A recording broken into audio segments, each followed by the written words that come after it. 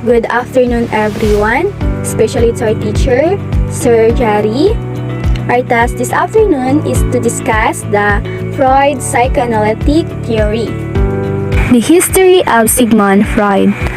Born in Moravia on May 6, 1856. Age 10, entered high school. Age 17, entered medical school at the University of Vienna as a student of neurology. Lived 78 years practicing in Vienna, Austria, and established a private practice for the treatment of nervous disorders. Youngest daughter, Anna, became an important child psychoanalyst. Died of cancer of the jaw on September 23, 1939 in London, England. Father of psychoanalytic theory or legacy. The definition of psychoanalytic theory. First is the whole of psychoanalytic theory is in fact built up on the perception of resistance exerted by the patient when we try to make him conscious of his unconscious.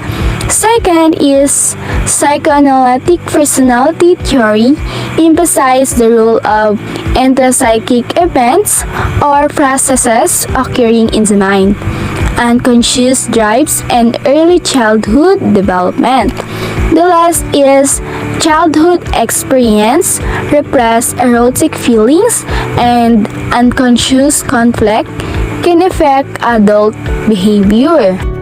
In Freud's view of the person, human nature is under the dictatorship of instinctual, unconscious, and irrational forces. Human organisms are selfish beings, existing in a state of external and internal turmoil, displaying aggressive and sexual excesses, dominated by forces outside of conscious control. Humans are considered incapable of dealing with their own psychological problems. Determinism versus choice. All behavior is determined or caused by some force within the person. Behavior has meaning, none occurs by chance. Biological determinism versus psychological determinism. Freud emphasized psychological rather than biological. Consciousness knows nothing of neurons. Simplest examples of human behavior can be traced to psychological factors of which the person may be totally unaware. Personality structures. What lies beneath the surface of the unconscious mind? Could it be the ID, ego, and superego? What all good psychoanalysts want to know. The ID. According to Freud, we are born with our ID. The ID is an important part of our personality because as newborn, it allows us to get our basic needs met. Freud believed that the ID is based on our pleasure principle. In other words, the ID wants whatever feels good at the time with no consideration for the reality of the situation. The ID doesn't care about reality, about the needs of anyone else, only its own satisfaction. When the ID wants something, nothing else is important. The ID is the reservoir of instinct powered by libido, sexual desire in the broadest sense. Eros represents energy for preserving oneself, love of self. Thanatos, towards destructiveness and death, aggressiveness is its most important function. The ego. So, within the next 3 years, as the child interacts more and more with the world, the second part of the personality begins to develop. Freud called this part the ego. The ego is based on the reality principle. The ego understands that other people have needs and desires, and that sometimes being impulsive or selfish can hurt us in the long run. It's ego's job to meet the needs of the ID while taking into consideration the reality of the situation. Reality principle. So the ego has the capacity to delay satisfaction of ID's demands that will allow gratification without harmful side effects. Secondary process. The intellectual operation or thinking, evaluating, planning, and decision-making test to reality. Ego serves as a bridge to reality or not totally conscious. It is considered the arm of the ID rather than entire entity. The ego calls various defense mechanisms in order to regain control over threatening ID instincts. The Little Red Riding Hood. Lily Reed Riding Hood was strolling through the woods. She brought her a long umbrella because she thought it might rain. She spotted a table in the far distance with food upon it. She headed left because she wanted to stop for a bite to eat. The big bad wolf, who was dressed as a robber, jumped from behind the tree and asked her for a glass of water. The superego. By the age of 5, or the end of phallic stage of the development, the superego developed. The superego is a moral part of us and developed due to a moral and ethical restraint placed on us by our caregivers. Many equate the superego with a coincidence as it dictates our belief of right and wrong. So when we say superego, it is a part of a person's mind that acts on a self-critical coincidence reflecting on the social standard learned from the parents and teacher. So when we say superego, it talks about the attitude or the habit that we took from our teacher or parents. The superego continue. Incorporate the norms and standard of the society. Second, the superego is most important function control ID impulse and direct energy toward inhibiting ID's expression of sexual, aggressive, and antisocial instincts. The three temptations amigos: ID, ego, and superego. To start our journey, I would just like to formally introduce to you my collegiate co-hosts, ID and superego. We are going to be sharing extensive conversations which will hopefully help me in some of my psychological downfall. Ego. Downfall? You're a wreck. Superego. You should really do something about that. Talking to yourself really isn't the answer. In fact, it makes you seem even more insane in your outward appearance. ID. Oh, here we go again with my appearance crap again. Well, you look fine. Ego. Well, you do look a little small, ego, especially in the face. Superego. The extended words are simply done and it doesn't really have a clue how to decide. Ego. I can always count on you, Leslie, to raise my confidence. Superego. Hey, no problem. That's why I'm here. Freud's 5 stage of psychosexual development: oral stage, anal stage, phallic stage, latency stage, genital stage. Sigmund Freud, 1856 to 1939, is probably the most well-known theorist when it comes to the development of personality. Freud's stages of psychosexual development are like other string theories, completed in 3-determined sequence and can result in either successful compilation or a healthy personality, or can result in failure leading to unhealthy personality. This theory is probably the most well-known as well as the most controversial, as Freud believed that we develop 3 stages based upon a particular erogenous zone.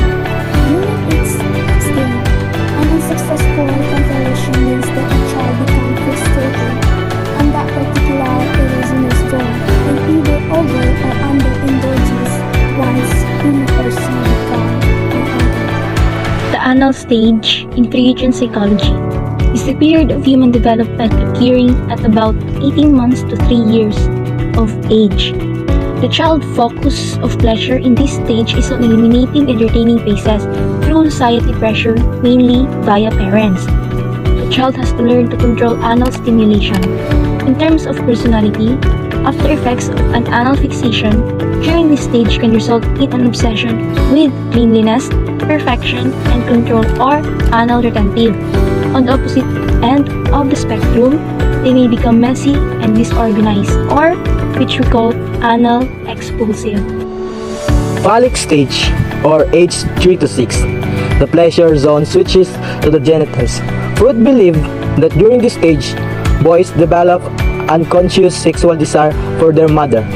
Because of this, he became rivals with his father and sees him as competition for the mother's affection. During these times, boys also develop a fear that their father will punish them for these feelings, such as by castrating them. This group of feeling is known as Oedipus complex, or after the Greek mythology figures who accidentally killed his father and married his mother. Headline news. According to Freud, Lorena Bobbitt was suffering from penis envy. She was forced to have an abortion and was sexually abused by her husband regularly in an effort to recapture the penis that denied her birth. She acted upon a female desire for feelings of strength and self-worth that men have by virtue of their male anatomy. Latency stage. Latency stage, age 6 puberty. It's during this stage that sexual urges remain repressed and children interact and play mostly with same-sex peers. Sexual energy is channeled into such activities as going to school and making friends. According to Freud, latency involves massive repression of sexual as well as anal impulses. Genital stage, puberty on. The final stage of psychosexual development begins at the start of puberty when sexual urges are once again awakened. Through the lessons learned during the previous stages, adolescents direct their sexual urges onto opposite sex first, with the primary focus of pleasure is the genitals. Defense mechanism. From the onset, the ego has to try to fulfill its task of acting as an intermediary between the ID and the external world in the service of the pleasure principle to protect the ID from the dangers of the external world. In this battle on two fronts, the ego makes use of various methods of fulfilling its task. In example, to put it in general terms of avoiding danger, anxiety, and displeasure. Defense mechanism terms. Repression pushes threatening thought back into the unconscious or post-traumatic stress.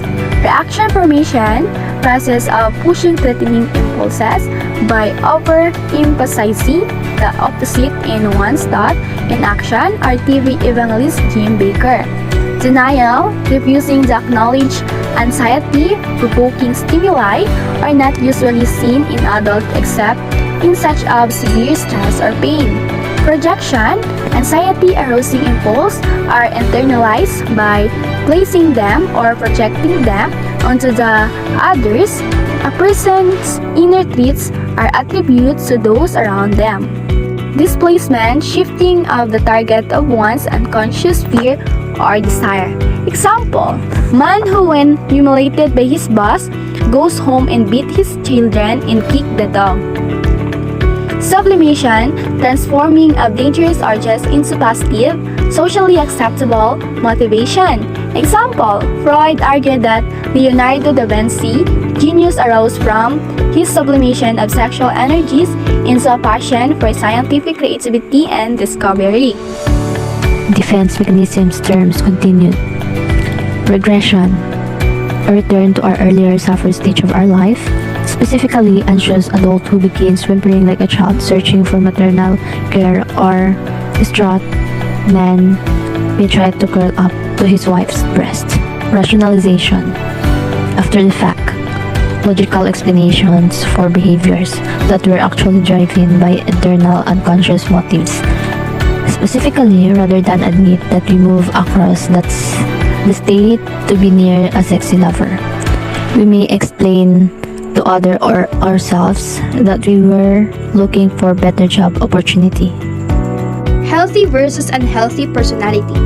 In a healthy person, according to Freud, the ego is the strongest so that it can satisfy the needs of the id, not upset the superego, and still take into consideration the reality of every situation. Not an easy job by any means, but if the id gets too strong, impulses and self-gratification take over the person's life. If the superego becomes too strong, the person would be driven by rigid morals, would be judgmental and unbending in his or her interactions with the world. Etiology of healthy versus unhealthy personality. Freud's psychoanalytic theory, coming as it did at the turn of the century, provided a radically new approach to the analysis and treatment of abnormal adult behavior. Earlier views tended to ignore behavior and look for a physiological explanation of abnormality. novelty of Freud's approach was in recognizing that neurotic behavior is not random or meaningless, but goal-directed. Thus, by looking for the purpose behind so-called abnormal behavioral patterns, the analyst was given a method for understanding behavior as meaningful and informative without denying its physiological aspects. A theology of personality. What is happening in this process? Thought, the stage overlap, and should not be seen as a strict sequence, is a gradual organization of libidinal drives, but one still centered on the child's own body. The drives themselves are extremely flexible, and no one seems fixed like biological instinct. Their objects are contingent and replaceable, and one sexual drive can substitute for another.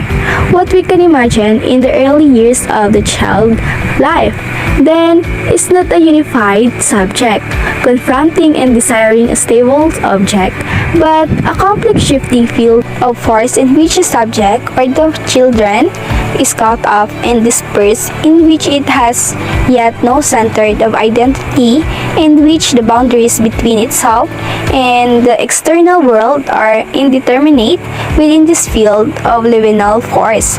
Object and part of object emerge and disappear again. Shift places kaleidoscopically, and prominent among such object is a child body as the play of drives laps across it. Psychoanalysis, the process. First is originated as a therapeutic procedure. Second is personality change occurs through patient discovering and understanding the underlying cause of their behavior.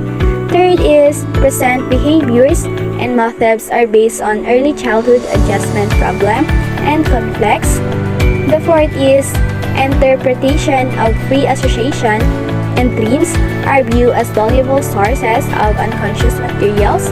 The last is patient must learn past problem and conflict are not relevant to their lives and therefore unrealistic guides for their present behavior. Strengths of the psychoanalytic approach. Emphasizes the effects of patterns established early in life on personality development. Attempts to understand unconscious forces. Considers defense mechanisms as an essential aspect of personality. Assumes multiple levels are operations in brain. The limitations of the psychoanalytic approach. Pessimistic overemphasis on early experiences and destructive inner urges. Relatively unconcerned with interpersonal relations or with the individual's identity and adaptation throughout life. Difficult to test empirically. Many ideas have been discredited by more modern research on the brain. Assumes any deviations from heterosexual relation is pathological and focuses on male behavior as the norm and female behavior as a deviation. Dreams. Freud began employing hypnosis but found it inadequate. He started using pre-association, spontaneous, free-flowing association of ideas and feelings. Freud's interpretation of dreams, the royal road to the unconscious, manifest content what a person remembers and consciously considers. Latent content, the underlying hidden meaning. Dream symbol. Dream content, knife, umbrella, snake, symbolic meaning penis. Box, oven, sheep, symbolic meaning uterus. Room, table with food, symbolic meaning woman. Water, symbolic meaning birth or mother. Falling, symbolic meaning anxiety. Rubber, symbolic meaning father. Leap direction, crimes, sexual deviation. What would Freud say? Dreams, according to Freud, are fundamentally desire fulfillment. People can minimize the anxiety of the ego by changing unconscious ideas, feelings, and wants into less frightening forms. In his free association technique, he frequently used dream analysis as a starting point. Using the dream symbols, what would be a plausible interpretation of this dream? So, this represents little Red Riding Hood's adolescent. She'll be an adult soon. Red is frequently associated with love, maturity, life's wellspring, and passion. She is covered with the color of maturity because she is cloaked in it from head to toe.